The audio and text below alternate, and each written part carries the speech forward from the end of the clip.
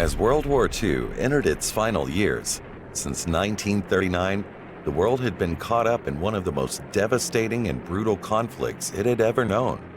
But by late 1943 and into 1944, the tide in Europe had begun to change. Pockets of resistance began forming in France. Danger was a constant, and many executed if captured. From out of their hiding places underground and burned out buildings, the French resistance, both men and women, would infiltrate the German high command, befriend the troops on the ground, and radio back the intel received, including German troop movements and locations of weapon stockpiles. Realizing how crucial this information was to our war efforts, a plan to aid the French resistance had to be put into place.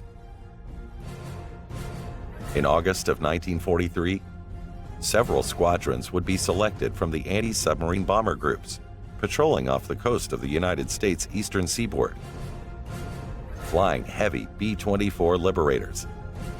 These hand-picked pilots and crews deployed overseas to England and worked together with England's Royal Air Force to give aid to the French resistance and compose one of the most important and dangerous air missions of World War II, eventually becoming known by the code name Operation Carpetbagger.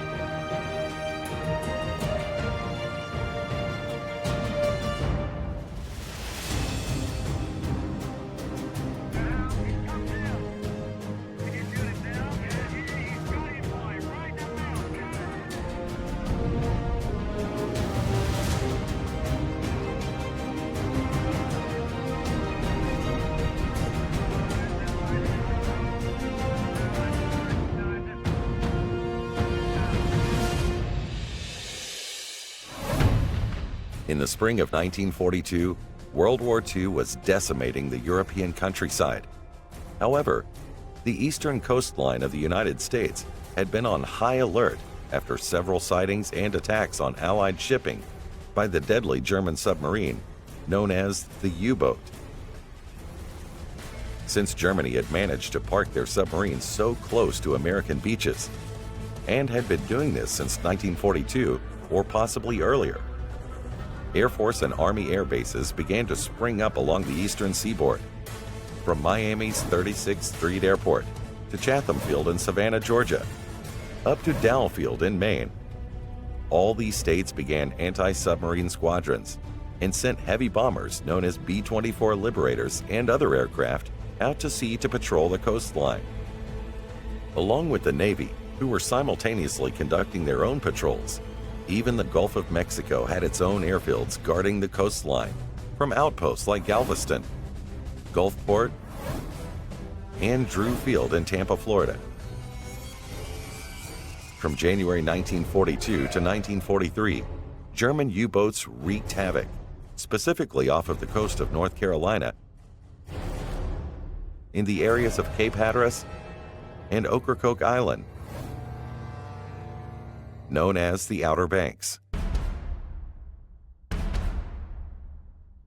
On January 19, 1942, a German U-boat sank the 337-foot U.S. freighter, the City of Atlanta, sinking the ship and killing all but 3 of the 47 men aboard. The same U-boat attacked 2 more ships just hours later. As for the German war vessel, this classification of it being strictly a submarine was not entirely accurate. Actually, the U-boat was more of a warship that could dive and remain underwater for short periods of time, and could only travel approximately 60 miles before having to resurface for air. They often attacked ships while on the surface with deck-mounted guns. However, they were equally capable to destroy ships from below water level. These German war vessels were considered by experts to be some of the best warships ever designed. But as the threat from the Germans increased, so did the preparation and retaliation by the United States, as their defense systems were quickly strengthened. On April 14, 1942, the first German U-boat caught by the American Navy in U.S. waters was sunk 16 miles southeast of Nags Head, North Carolina. Within the next couple of months, 3 more U-boats were sunk, all along the North Carolina coast, bringing a total of 4 U-boats destroyed and representing the most enemy kills of any state. All in all, over the next 6 months, 397 ships had been sunk or damaged, and more than 5,000 people killed. Even though these battles happened in the Gulf of Mexico and along the eastern states' coastline, off the coast of North Carolina, near Cape Hatteras, saw the most enemy activity and sightings, giving this the area nickname Torpedo Junction.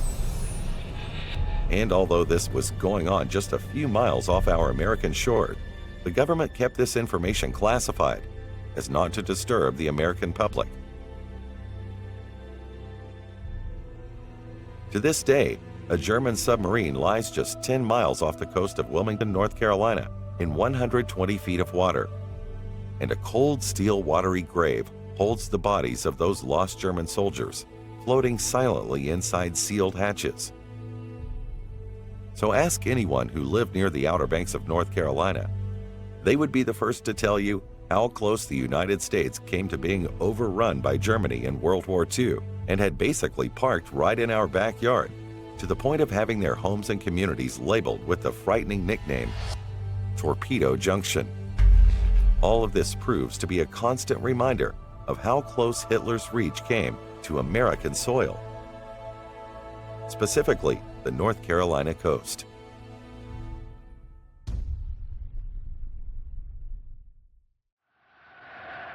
Before all this Atlantic wartime activity started, and before 1939, when Hitler began putting his master plan of Germany reclaiming the glory they had lost in World War I, in a small town known as Teachey, North Carolina, a young man in his 20s named Henry D. McMillan Jr. was living his life in the 1930s. Growing up, his family meant everything to him. He was very close to his mother, Louise Bland McMillan, and his hardworking father, Henry McMillan Sr. They lived in a small but comfortable home, and church was an important part of their life. I'm sure Henry D. McMillan was rocked in this chair many times as an infant. His father, Dude McMillan, bought it for Henry D's mother, Lou Bland McMillan, around 1900. And you'll notice behind me the picture of Teachey Presbyterian Church, which is still standing in Teachey. Henry D's grandfather, Abram Francis Bland, became a contractor in Duplin County when he returned after the Civil War, and he helped build the church. Henry D's grandfather also built the grocery store in Teachey in 1908 for his son, H.D. McMillan, better known as Dude, and his sons ran. Even as a young boy, he had an inclination for the military, and no matter what he did, he was always the center of attention. In a small town like Teachey, there wasn't much to do, but he was always looking for adventure in some form or another. He discovered he could make good money in the thriving jukebox business by buying, selling, and servicing them in local diners and dance halls throughout the area. And that's what Henry would do for the next 5 years or so. But even though he was a hard worker, he was always on the lookout for girls.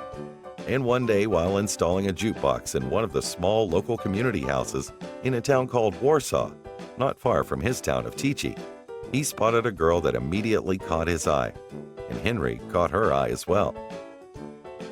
Her name was Rachel, and they hit it off immediately. And when they weren't together, they would write each other constantly.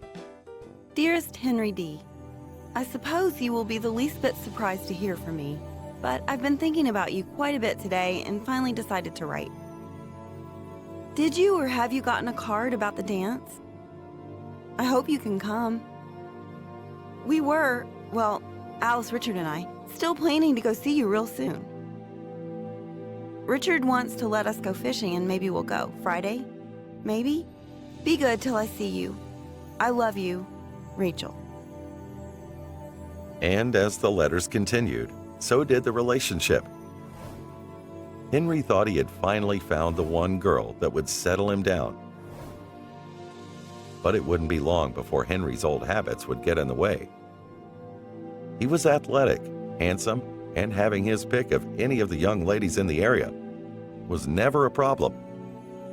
Before he met Rachel, he used to boast to his friends, "Why just make one girl happy when I can make them all happy?" And it was this attitude that would always come back to haunt him, especially in a serious relationship, like the one he was involved with now.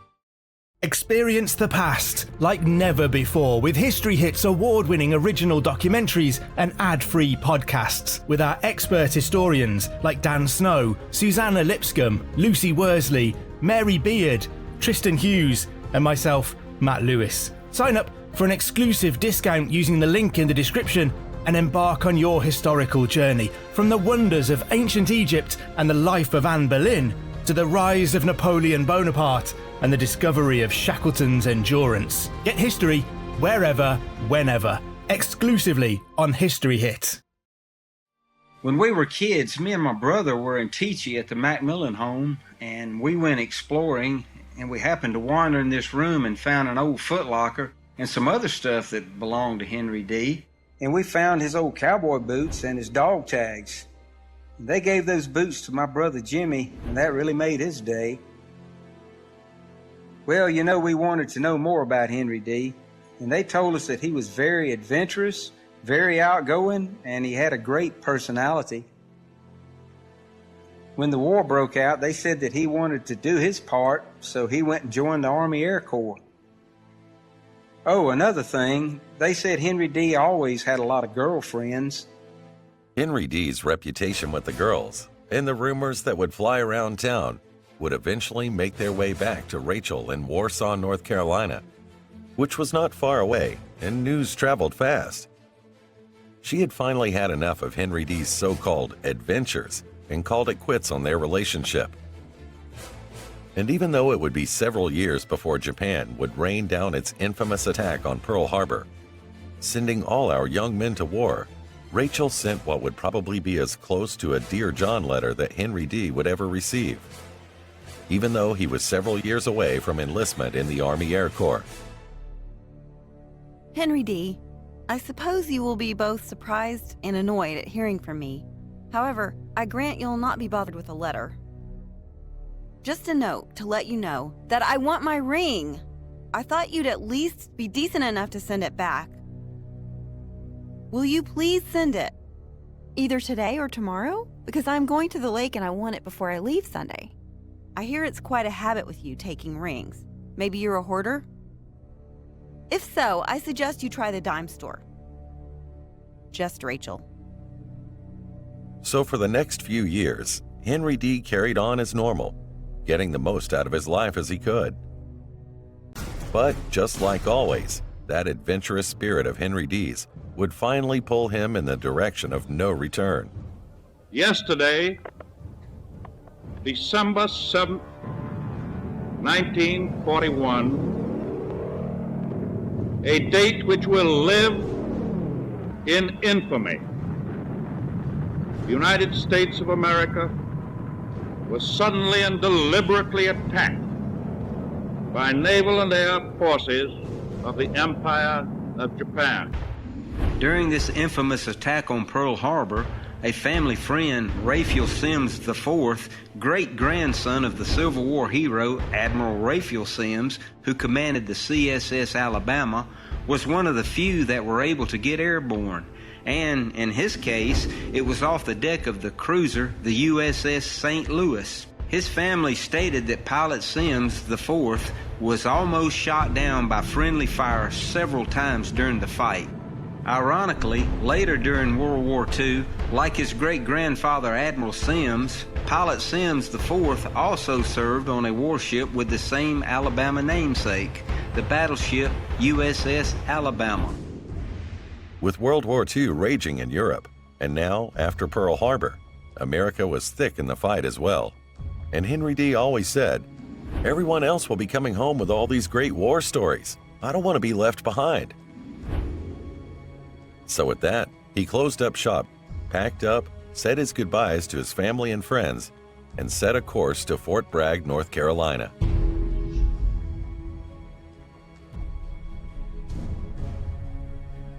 When Henry D. went to join the Army Air Corps, they asked him about the scars on his legs. They, of course, came from when his legs were broken. He and his friends jumped on a freight train, and one of the boys fell, and he was about to get hurt by the closing of the door. Uncle Henry D. shoved him out of the way, and in doing so, the door shut on Uncle Henry D.'s legs and broke them both, saving his friend from certain death on a train boxcar. So to avoid any complications about his injuries, he told them they were just birthmarks. He enlisted in the Army Air Corps on August 6, 1942. From there, he was sent to Harlingen Aerial Gunnery School in Harlingen, Texas. This was an intense 6-week training program in both air-to-air and surface-to-air gunnery. The aircraft used in these exercises ranged from heavy bombers like the B-17 Flying Fortress and the B-24 Liberator, and fighters like the P-63 King Cobra, the AT-6 Texan, and BT-13 Valiants. Within a few months, Henry D. McMillan Jr. graduated as an aerial gunner on October 21, 1942, and was also promoted to sergeant on his graduation. Not long after this, on the West Coast, one of the most important military figures to come out of World War II, Clifford Heflin, who had been stationed in California, along with Major Robert Fish, and in command of the 46th Anti-Submarine Squadron, was making preparations to move his units to the East Coast. The 46th flew into Cherry Point Marine Station in North Carolina in March 1943.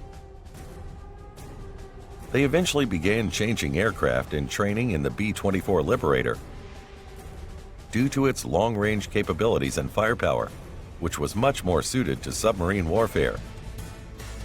Also, a general order was issued by headquarters to change the 46th to the 22nd Anti-Submarine Squadron, Heavy. And immediately after that, they were moved to Bluthenthal Airfield in Wilmington, North Carolina. Around that same time, Henry D. McMillan Jr. also arrived at the Cherry Point Air Base to join up with the 25th Anti-Submarine Wing and assigned to the 22nd Anti-Submarine Squadron under the command of Lieutenant Colonel Heflin. The next few months at Bluthenthal Airfield, Henry D. was involved in final training and submarine patrol missions off of the coast of North Carolina, specifically the Outer Banks, better known as Torpedo Junction, and had obtained that nickname from all the German U-boat activity in that region of the Atlantic and the devastation to Allied shipping those submarines caused there. Henry D. McMillan, or Mac, as he was known to his commanders and friends, was attached to pilot Lieutenant Wilmer Staples' crew as a waist gunner, an engineer in the B-24 Liberator. My dad, Lieutenant Wilmer L. Staple, was a highly decorated pilot. He began his career in World War II flying the bombers. What I remember the most about my dad's war stories from his original crew back in 1942. My dad always talked about Henry D. McMillan Jr. what a fine, great young man he was, and he was always one of my dad's top-notch crew members. And they were flying the B-24 Liberator.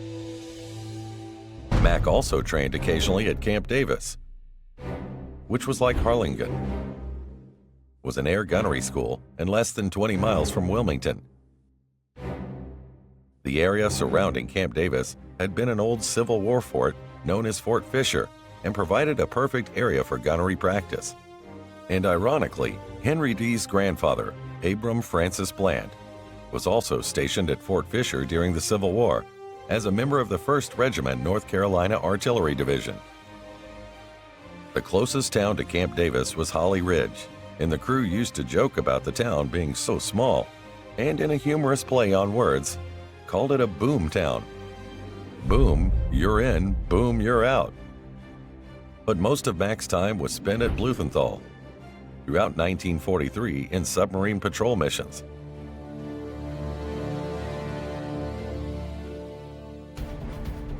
But orders came down that Heflin was to choose 12 crews from the 25th Anti-Submarine Wing, specifically the 4th Anti-Submarine Squadron based out of Langley Field, Virginia,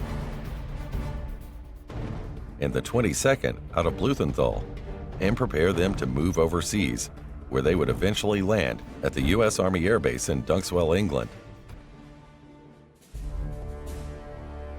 Mac was now getting ready to taste the real battle he was looking for, with a chance to fly off the coast of Europe and face Hitler's war machine firsthand.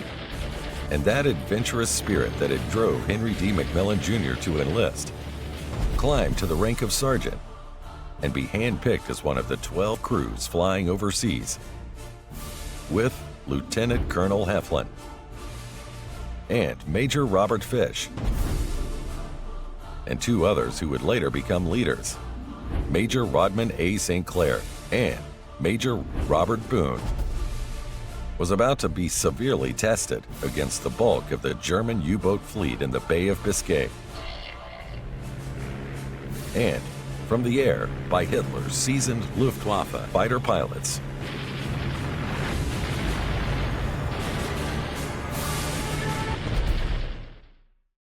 In August of 1943, Henry D. McMillan and his 22nd Anti-Submarine Squadron deployed to Dunxwell, England, to fly German U-boat patrols over the Bay of Biscay.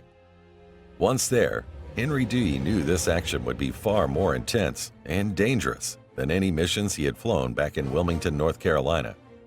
Not only did they have to contend with more of a concentration of German U-boats, there was also the constant threat from the German Luftwaffe, providing cover from the skies. Through all of this heavy enemy action, while Sergeant Henry D. McMillan was patrolling the Bay of Biscay, he was still flying with the same crew that had been together since early 1943 at Blumenthal Airfield, Wilmington, North Carolina.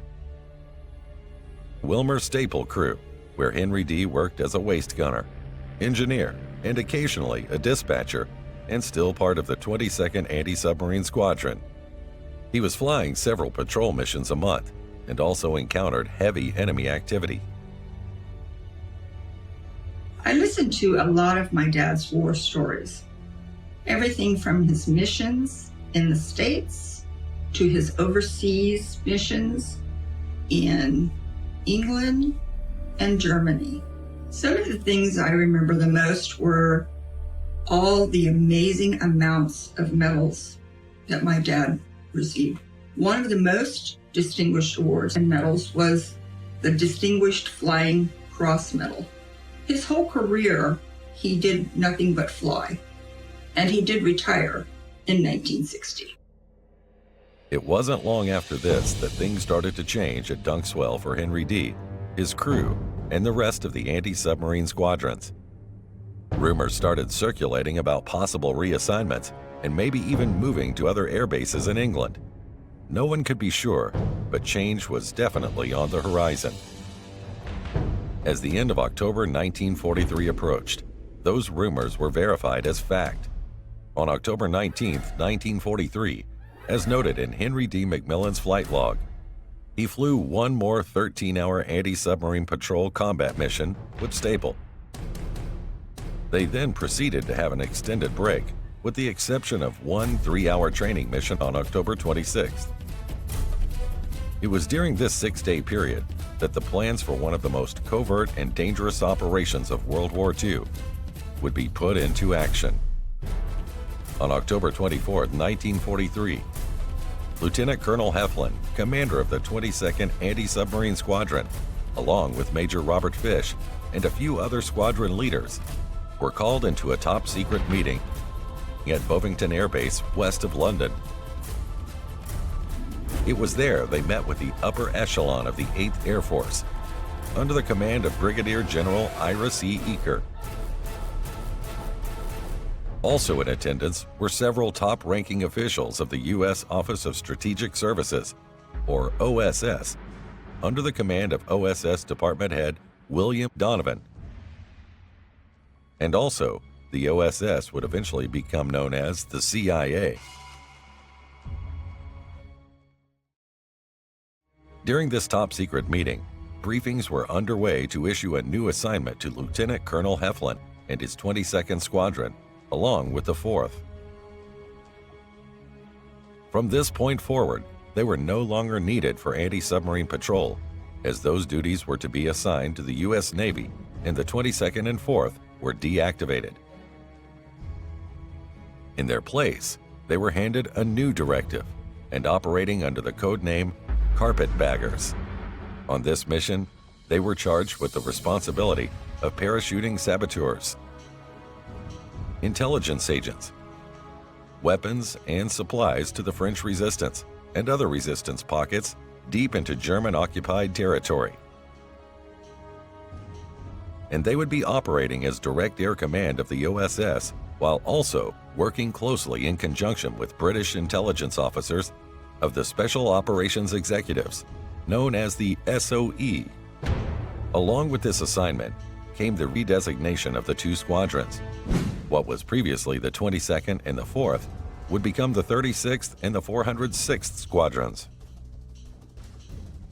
Lieutenant Colonel Heflin assumed command of the 406th, with Captain Robert Boone as his operations officer,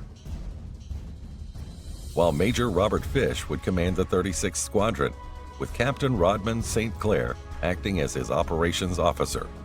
Both squadrons were then ordered to move operations to the Alconbury Air Base and were attached to the 482nd Pathfinder Bomb Group, currently stationed at Alconbury. With this new directive in place, the command returned to Dunkswell and orders were given to pilots and air crews to prepare for the mass movement of their aircraft to Alconbury Air Base. Now, Sergeant Henry D. McMillan was taking one more step closer to that adventure he had signed up for back in Fort Bragg, North Carolina. However, this operation, as everyone could plainly see, could possibly be one of the most dangerous missions they had been assigned to up to this point in the war.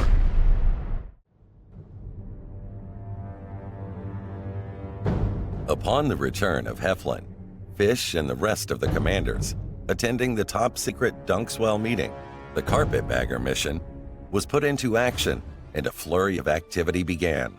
The ground crew personnel began the immense task of reconfiguring the massive B-24 Liberators from anti-submarine bombers to stealth-like aircraft with the ability to fly low-level night missions without German radar detection, enabling them to airdrop supplies and French resistance personnel to other resistance forces hiding out on the ground.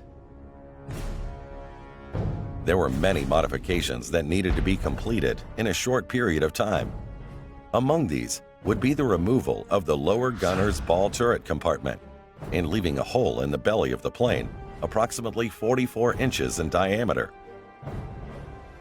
It was lined with a smooth metal, and a plywood floor was made to cover the exit. There was also a handrail attached to the side of the exit area, along with two strong points for parachute static lines that deployed when the personnel or supplies were dropped from the Joe hole. The reason behind this moniker was the custom of calling secret agents or spies Joes, or in the case of female agents, Josephines. Other modification included removing the nose guns for better sight navigation, since landmarks on the ground needed to be seen to guide the crews to their target drops. The aircraft were also painted black, and black curtains were fitted in any windows that might emit light from internal equipment such as radios that could be seen by the enemy on the ground.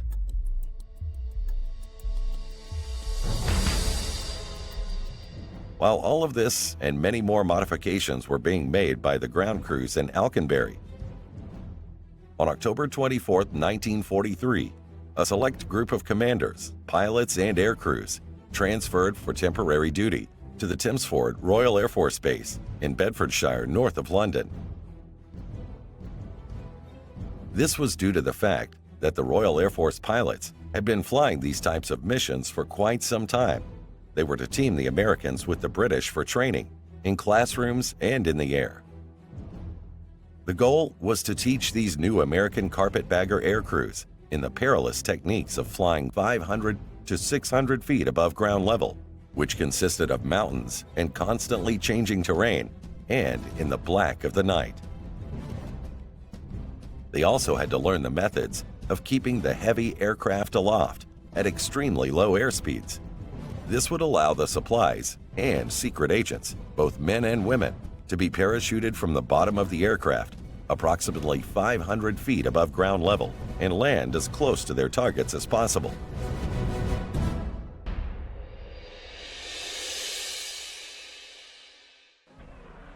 The first of the Americans to receive training from the Royal Air Force was Major Robert Fish, Lieutenant Sullivan, and an aircrew under the command of Captain Robert Boone.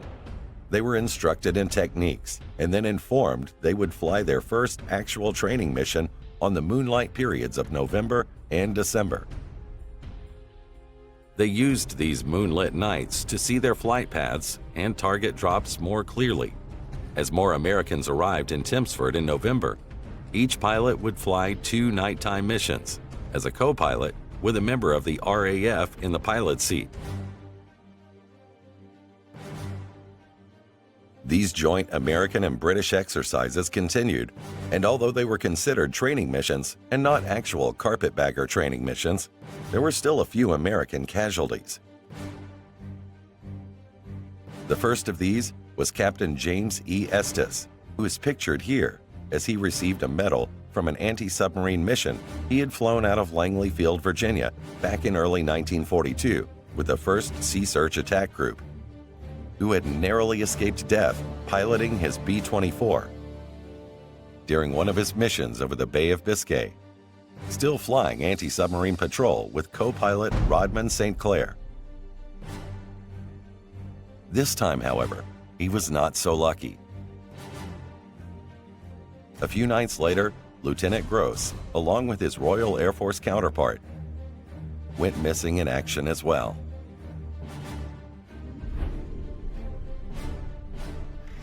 It was due to the deaths of these crews very early in the month of November that Lieutenant Colonel Heflin gave the order that no more than one of his crews in leadership roles could fly any combat missions on the same night. Once the training in Thamesford with the Royal Air Force pilots was completed, the commanders, pilots, and crews returned to Alconbury and began preparing for their new operation. A few command changes were put into place beforehand, however. On December 14, 1943, Heflin and Fish were upgraded and put in charge of the 482nd Pathfinder Bomb Group. Now, Lieutenant Colonel Heflin would be the top air executive officer for the Carpetbagger operations, while Major Fish became the operations officer of the Carpetbagger Special Project. To fill the squadron command void left by these 2 reassignments, the current operations officers under the command of Heflin and Fish were promoted. Captain Robert Boone would now assume command of the 406th, with Lieutenant Lyman Sanders as his operations officer, and Captain St. Clair was promoted to commander of the 36th Squadron, with Captain Robert L. Williams assuming the role of his operations officer. With all the shuffling of command on the inside and the jockeying for desk positions, there was just as much change happening with the pilots and crews on the outside, all over the Alconbury flight lines. And as a consequence of all this activity, Henry D. McMillan would also be affected as well. He had spent the entire year and earlier flying and training with the pilot Wilmer Staples' crew, under the command of Lieutenant Colonel Heflin in Wilmington, North Carolina, with the 22nd Anti-Submarine Squadron. But now, as part of the Carpetbagger Squadron, crews were being split up and assigned to other aircraft, although the majority of Major Staples' crew stayed together through most of the Carpetbagger missions in 1944.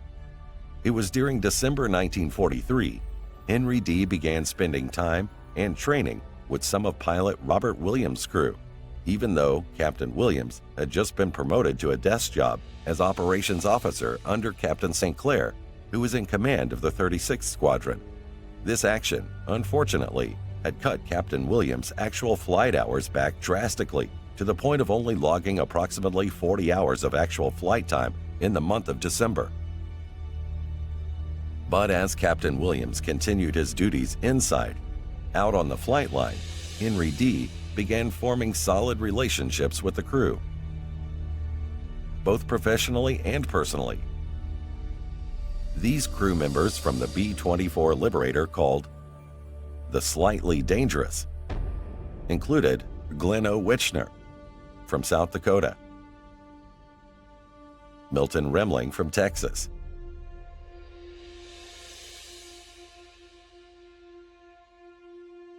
and tail gunner Eddie Rush from Georgia, to name a few.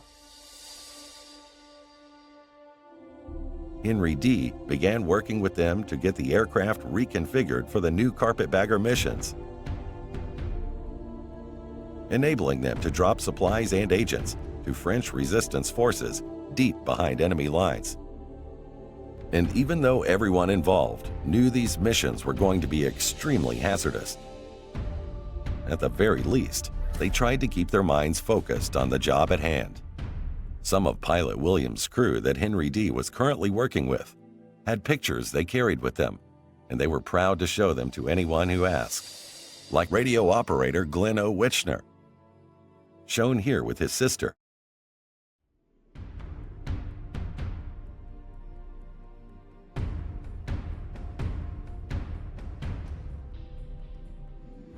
And navigator Milton Remling, pictured here with his wife, Dorothy, on their wedding day. And tail gunner Eddie Rush with his wife, Monica. And even Captain Williams had a wife back home, as shown here in the front yard of their house in Kansas City. But as the aircraft reconfigurations were taking place outside, transforming them into the consolidated B-24D Liberators, inside the command post, more changes were taking place as well, specifically regarding the newly redesigned 406th and 36th Squadrons. While still assigned to the 482nd Pathfinder Bomb Group at this time, in mid-December, they were detached from the 1st Air Force Bomb Division and reassigned to the 8th Air Force, and would become the only units of the 8th to be officially activated in the UK from scratch. Also, as the end of December approached, the first all-American crew that would make history flying the first American Carpetbagger mission were being assembled on paper, and command was set and preparing to make this momentous departure into the night sky on January 4th, 1944. As that date approached, the crew for the mission had finally been decided upon. Listed here on the actual mission report flight plan, the historic Carpetbagger crew, for all intents and purposes, was the Wilmer Staple crew and would be using his aircraft. There were a few exceptions, however. On this mission, Lieutenant Colonel Clifford Heflin would be the lead pilot while Wilmer Staple would fly as co-pilot, and written in the bottom left was Henry D. McMillan's name, although with the letters F/LT preceding it, possibly designating him as flight lieutenant. Also, it was not unusual on these Carpetbagger missions to see names written in certain areas on the mission reports as a last-minute change in personnel for whatever reason, as was McMillan's name on the first mission flight plan and report. So finally, after years of training and service off the coast of Wilmington, North Carolina, flying missions with the 1st Air Force, 22nd Anti-Submarine Squadron, Henry D. McMillan Jr. had rose quickly in rank, transferred to England, became a member of the mighty 8th Air Force, and was only a few weeks away from being one of the 8 hand-picked crew members to fly the very first all-American Carpetbagger mission in a newly reconfigured consolidated B-24D Liberator. At last, Henry D's spirit of adventure had placed him in a position to make history, and even better, to do it with some of the same crew and friends he had been flying with for over a year. This would be the first flight of many missions organized by the United States OSS Department and England's s.o.e. division that would take to the night sky and become one of the most covert missions of World War II. Henry D. McMillan and the rest of his crew would leave the runway in the dark of the night and provide much-needed aid to vast pockets of the French resistance in hiding deep behind enemy lines.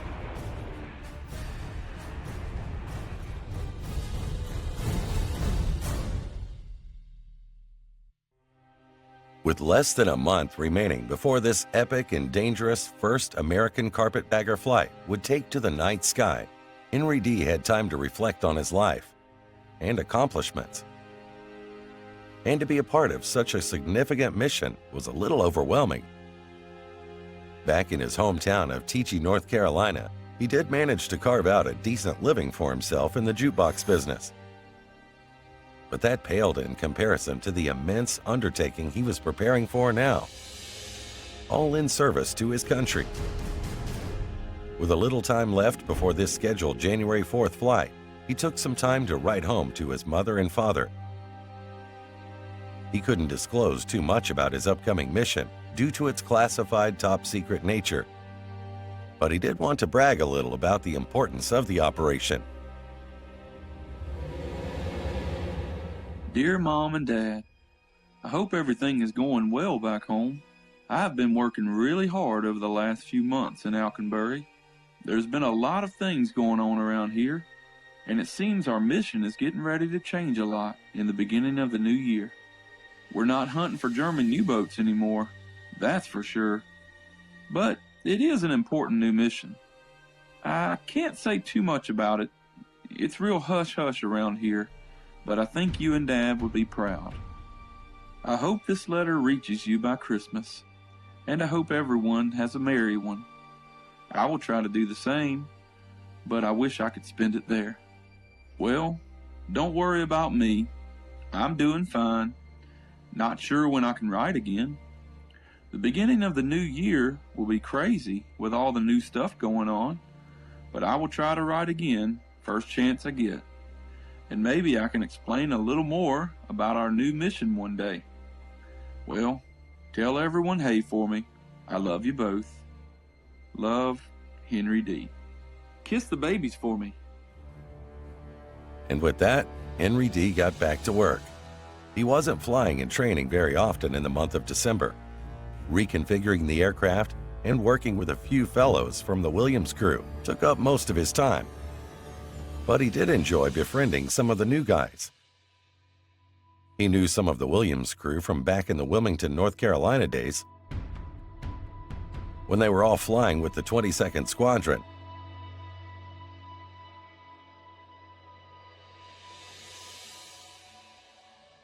One of the guys in particular, Milton Remling, shown here with a few more of the Williams crew. and also pictured here during a little target practice on the firing range. Was a graduate of St. Mary's University and Purdue University.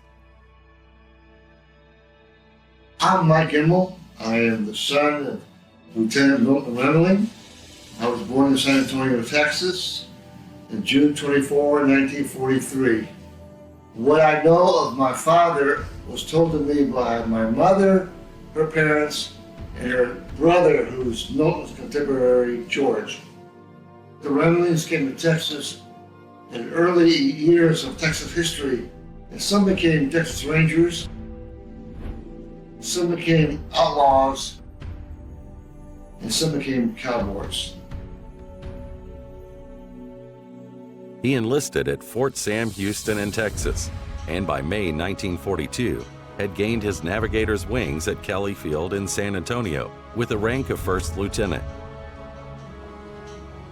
He returned home to marry his sweetheart, but was soon assigned to the 46th Squadron of the 41st Bombardment Group. After being commissioned in the Army Air Corps, Milton was sent to Alameda Naval Air Base in California, where he became part of the 46th Bomb Squadron under command of Clifford Heflin. He was then sent to Cherry Point, North Carolina, and then to Wilmington, North Carolina, to fly anti-submarine warfare against German U-boats and Torpedo Alley off the Carolina coasts. Mother told me that we was going to train at Cherry Point, and when we got there, she rented a room. Having no crib, I slept in a drawer. Milton did see me when I was 3 months old before he was shipped off to England later on that year.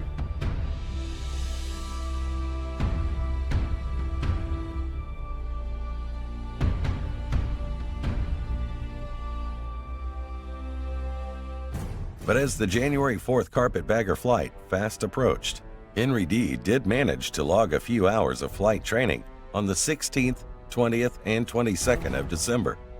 He did not, however, log these hours with pilot Staple as denoted in the column as local, where normally the pilot's name was listed in the previous months. So apparently, he was flying in training with various local pilots of the 406th and 36th Squadrons around the base. But thousands of miles away, back in the States, Henry D.'s family were going about their lives and preparing for the upcoming Christmas holiday.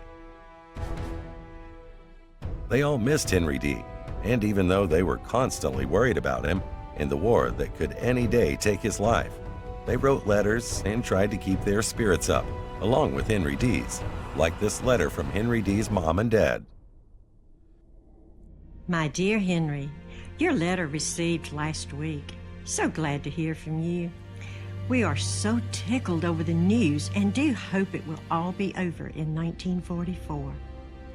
We are all well, but it stays so cloudy and rainy. I don't know when we will get the baby pictures to send. We'll do our best to get some soon. Did you get all of your Christmas things? Aunt Ben got some presents and money. She had a good time, but says she misses that Henry D. Be sure to write us often. We will try to keep them flying. Be good. With love and best wishes, your devoted mother. Dear HDM Jr., do write us each week. We write you each Sunday, so goodbye, and write us just as often as you can. Then we know you are okay. Do you want us to send you anything? If you do, just tell us. Do hope you are well. From Dad. But meanwhile, back on the base, the men were all trying to celebrate Christmas in their own way. On December 25th, most of the guys got together in various bars and pubs and exchanged gifts with some of the local children that always would hang around the base. One of Henry D.'s friends, Lewis Peterson, wrote a letter home on December 26, 1943. Dear Flo, Charlotte, and Viv, I hope you all had a swell Christmas and that by this time you're getting my mail okay. It seems like the mail from the States gets over faster.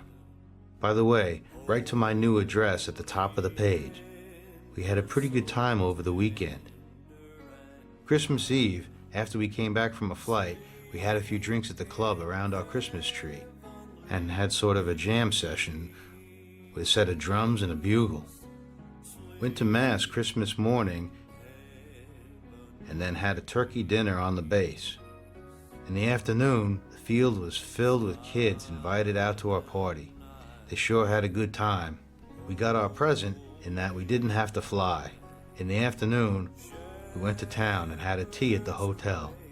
The lounge was filled with RAF officers and wives and kids, and sure made me homesick to be sitting by myself watching them all. Had a swell time, though. That is about the best meal you can get in England. When the pubs opened, a couple of other fellows and I made the rounds and proceeded to get half lit. We wound up at the Red Cross singing carols and sliding down the banisters. We're all looking forward to next Christmas and perhaps a white one. I'll sign off for now. And please note the new address. Give my regards to all. Love to all. Lewis.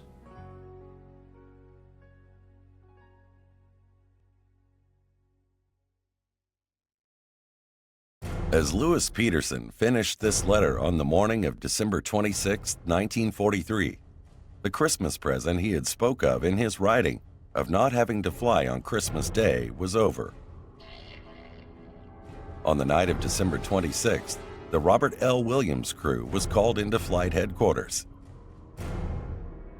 The first Carpetbagger missions were barely a week away, and the High Command thought it would be beneficial to exercise at least one more training flight,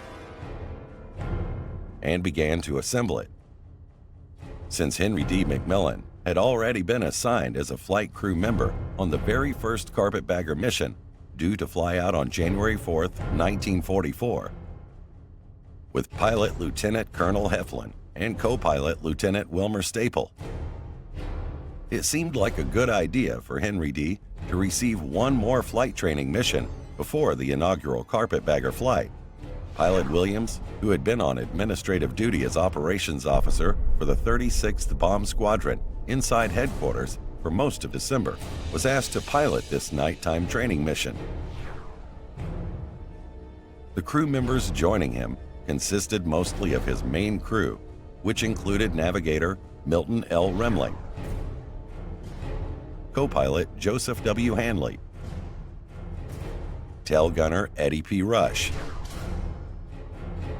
radio operator Glenn O. Witchner, engineer Jesse A. Wallace, and for this training exercise, 2 more crew members were added: Bombardier Lewis F. Peterson, and from the Lieutenant Wilmer Staple crew, Sergeant and Engineer Henry D. McMillan, Jr. As the crew prepared for their scheduled moonlight flight, the darkness slowly began to cover the airfield on the night of December 26, 1943.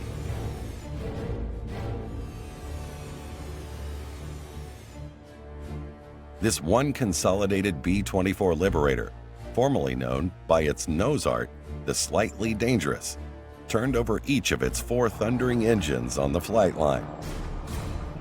As the sound reverberated throughout the base, the heavy aircraft came to life.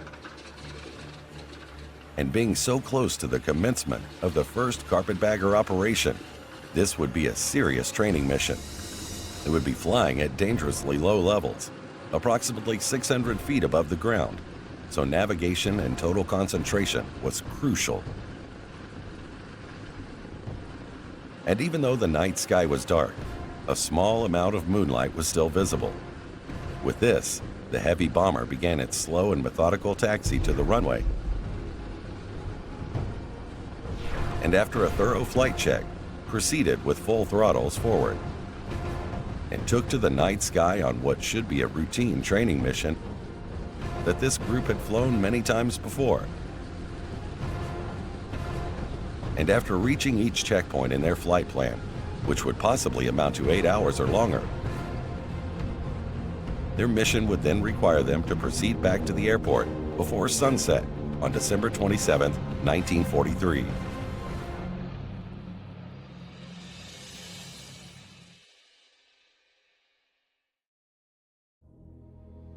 But, as fate would have it, for the entire flight crew that left on that training mission, that sunset would never come, and they would never see another sunrise. Their B-24 Liberator, called Slightly Dangerous, crashed into an English mountainside known as Hamel Down Tor, killing every crew member aboard. And in those early morning hours of December 27th, that spirit of adventure that Henry D. McMillan Jr. had lived for his entire life was finally extinguished in what seemed like a world away from the little town of Teachey, North Carolina. So instead of making history as part of the first official Carpetbagger flight, on January 4, 1944, Henry D. made history as a casualty in the first all-American Carpetbagger flight to lose his life in a Carpetbagger training mission on December 27, 1943.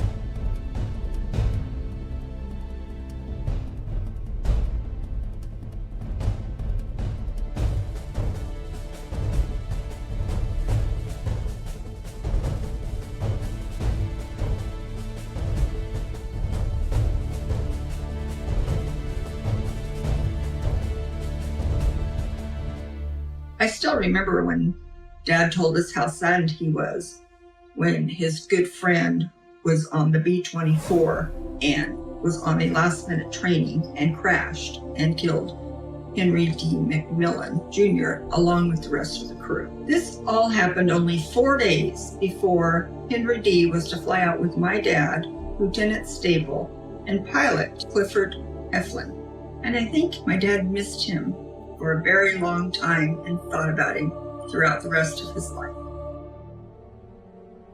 A detail of men under the command of Captain Jesse Messer were sent from Alconbury on December 28th to escort the bodies of the Williams crew from the Torquay railway station to the Brookwood Cemetery. The men were all buried, and the burned-out wreckage of the B-24 was cleared over the next 10 days. Henry D.'s family were still awaiting a Christmas reply, or at least a card, since they had sent Henry D. one in plenty of time for it to arrive before Christmas Day. Henry D.'s mom would check the mailbox every day in hopes of that letter, but it wasn't until January 26, 1944, that a Christmas card did arrive, but it wasn't from Henry D. It was her own card stamped with return to sender, along with the worst word she could have imagined, and had been dreading for years. It simply stated, "Killed." The shock rippled through the family like their worst nightmare had come true, along with the wives, sisters, and families of the rest of the Williams crew living throughout the United States.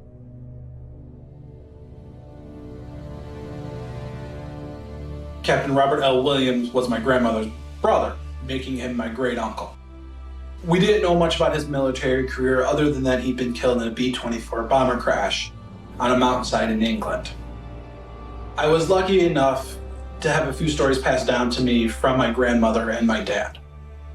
We do know he did his flight training in Texas around the same time that Henry D. McMillan was training at Harlingen Gunnery School, also in Texas, which could be when and where they met. The one story that sticks out in my mind is about the creaking stairs at their house in Kansas City. Whenever he would come home, he would step on the stairs at their house in a certain way that made a creaking sound. When the night of the crash, my grandmother was laying in bed and she heard the creaking sound from the stairs. She got up, went out and looked, and no one was there. Before she left, she looked up into the sky. She doesn't remember why she did, she just knew she wanted to. When she looked up, she saw her brother's face smiling down at her. The next day is when they found out that the crash happened. Meanwhile, back in Teachey, North Carolina, the local Wallace, North Carolina newspaper added a write-up about Henry D.'s untimely death in service to his country. And eventually, letters of condolences arrived at the McMillan family home address to his mom and dad from Rodman, St. Clair. Dear Mr. and Mrs. McMillan, I am terribly sorry I haven't answered your letter before now, but I have been terribly busy. You asked about your son's personal effects. All of his effects were gathered up and sent to a central point to await disposition to his nearest of kin. You must be patient, as you can please understand how things in these matters take a considerable length of time. I realize that time and time alone is all that can heal the wounds of grief. I sincerely hope that the sting of your grief has somewhat subsided. I hope that someday I may visit you and we could talk at great lengths about Mac. Sincerely, R.A. St. Clair. My dear Mrs. McMillan, I am writing this letter to you as an expression of personal sympathy in the sudden death of your son, Staff Sergeant Henry D. McMillan, 36th Bombardment Squadron. He was well known and loved for his friendliness and fine spirit by officers and enlisted men alike. He is greatly missed, both officially and personally, by this entire group. We all know we have lost a sincere friend, at the same time that we recognize your loss as being infinitely greater.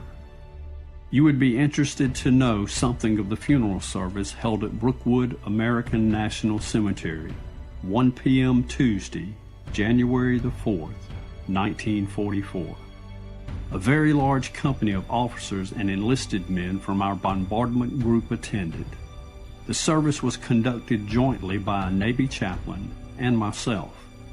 Special prayer was made in behalf of all the loved ones who mourned his death. The committal gun salute was fired, and then the bugler played taps softly to climax a very impressive service with full military honors. An American flag draped the casket, and the cemetery flag was lowered to half-mast during the funeral service. Brookwood is a very beautiful spot in a quiet English setting of evergreens.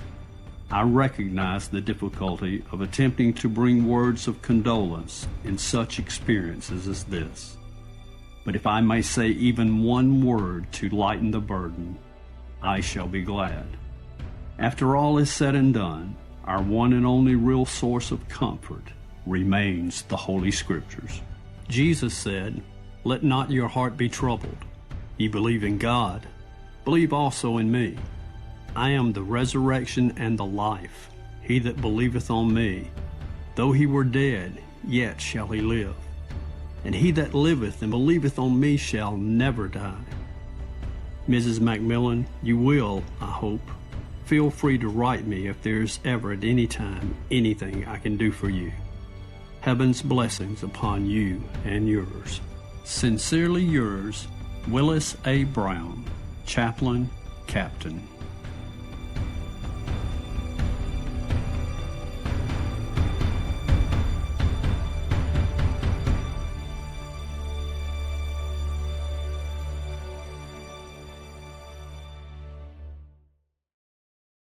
Years later, when we're cleaning out my grandmother's basement, we found a small box. Wasn't sure what it was, but I was compelled to open it and see what it was. When I opened it up, I saw this flag folded up inside. I found a little card inside that said that this flag was draped over my great-uncle's casket. I folded it up, presented it to my grandmother, and she instantly started crying.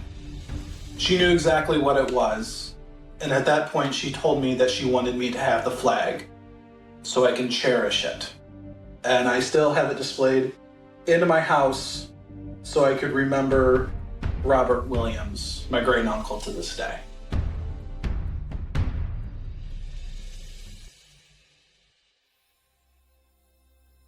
One of Henry D's friends and fellow crew member of this last-minute training mission, Lieutenant Milton L. Remling, also received an obituary as well, back in his hometown of San Antonio, Texas. After the crash and his death, his wife received a letter of condolence, also from Unit Commander Rodman St. Clair. Dear Dorothy, it is with the deepest of regret that I write this letter. By now, the War Department has notified you of Milton's death, so it is now permissible for me to write to you. There are not enough words to express my heartfelt sympathy. Of all the men I have ever known, none loved life nor had so much for which to live as did Milton. He loved his fellow flyers, his lovely family, and his work. I can't remember when Milton ever spoke crossly to anyone. He always had a word of kindness for everyone and everything. Milton was completely devoted to you and little Mike. The picture you sent him of yourself and Mike was his most prized possession. Milton loved to fly. He often remarked that if death should sting him, he hoped it would be in an airplane. We in this business never think of a fellow flyer who has gone down as being gone forever, but keep in mind the thought that he is on detached service, and in time we will all again be flying on one another's wing in flyer's heaven. Milton left us on December 27, 1943, and was with Pinky and his old crew. Milton was buried at Brookwood Cemetery at Woking, England on January 4th, 1944. Please call on me for anything at all I might be able to do. God bless you and little Mike, and may he relieve you of your grief of your great loss. Most sincerely, Rod.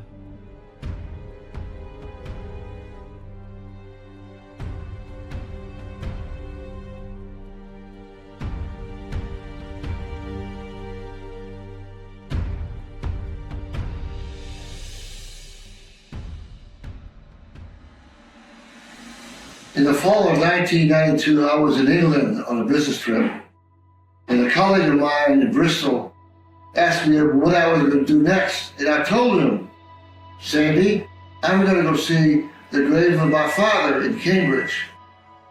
His secretary called ahead and told the staff of the American Cemetery in Cambridge, England, that Michael Gemmell, the son of Lieutenant Milton McMillan, was coming to visit and honor his father, who was buried there. Upon my arrival, I was welcomed by committee and staff, and there was cake, and there was punch, and the photographer. And I said, "Please tell, what is this about?" And he said, "This is a ceremony of celebration in memory of Lieutenant Milton McMillan and his son Michael. Just think of all of the American soldiers and sailors and Marines buried in the cemetery. Very few today have any blood relatives that are still alive. Most of the men and women who are buried here were never married, even less had children. It was a very emotional experience, and it made me proud to be the son of an American hero." Thank you.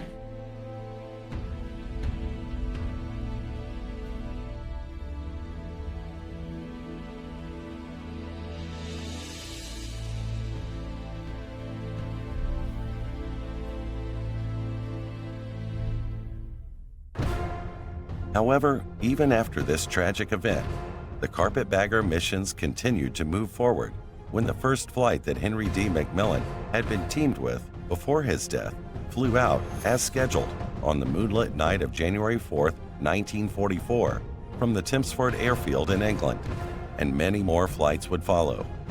Unfortunately, this airfield was extremely small and not suitable for the task at hand. And after many complaints by Commanding Officer Clifford Heflin, a change had to be made. Also around this time, January of 1944, Lieutenant General James Doolittle was appointed Commanding Officer of the 8th Air Force in Europe and the Pacific Theater. He would eventually secure the Watton Airfield, but when Heflin took a look at the unsatisfactory conditions, he simply stated, "We're not flying one damn mission out of this base. Not in this condition." Finally, in March of 1944, the 8th Air Force secured the RAF training base in Harrington to become the exclusive and permanent base for all the subsequent Carpetbagger missions. It was big enough to handle all the squadron's B-24 Consolidated Liberators, and all the commanders and crews were finally satisfied with the accommodations. Also in March, once they were settled at Harrington, they were redesigned as the 801st Bombardment Group heavy and provisional, with Heflin still acting as commanding officer. The bomb group would be redesignated once again in August 1944 as the 492nd Bombardment Group and remain the 492nd until the end of the Carpetbagger missions. This extremely covert and top-secret operation would continue to be a major component to victory in Europe and provided resistance and freedom fighters all over Europe with supplies, weapons, and spies to infiltrate the German High Command until the end of the war. Even after the D-Day invasion, and as the Allied forces advanced closer to Berlin, the Carpetbaggers added to their airborne responsibilities by dropping supplies to the Allied troops on the ground, deep behind enemy lines. Once, even dropping hundreds of gallons of gasoline to General Patton when his tanks had stalled due to the lack of fuel. In the end, several of Henry D. McMillan's commanders, pilots, crew members, and friends survived the war.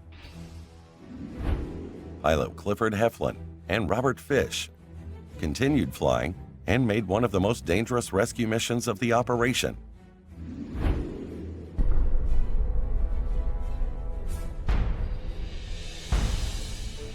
Ultimately, the overall success and contribution of Operation Carpetbagger to the Allied victory over Hitler's Nazi regime is undeniable.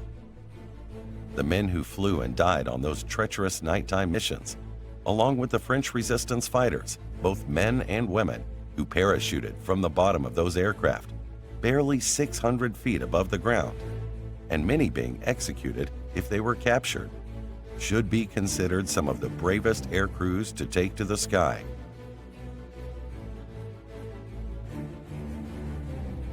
Due to the top-secret nature of those missions, and the CIA's reluctance to make their missions a part of public record, for decades after the end of World War II, they are now finally getting the recognition they deserve.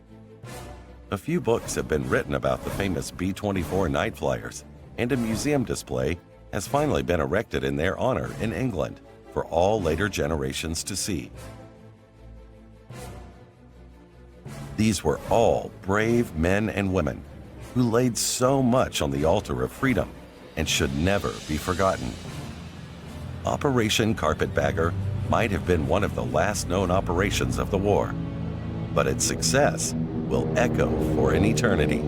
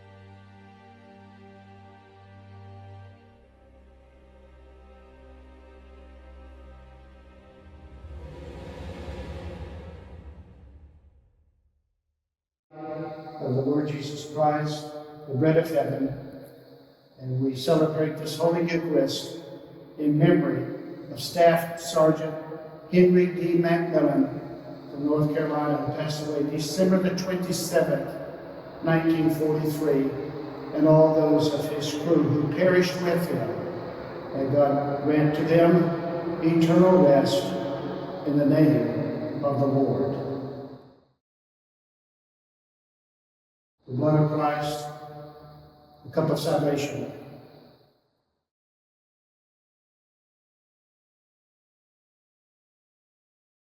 This sand came from Omaha Beach. We use it to highlight the inscription. This is the memorial graveside service in memory of Staff Sergeant Henry D. McMillan Jr. We commend to Almighty God our brother Henry D. McMillan We commit his body to the ground, earth to earth, ashes to ashes, dust to dust. In memory of Henry D. McMillan, Jr., through Jesus Christ our Lord. Amen.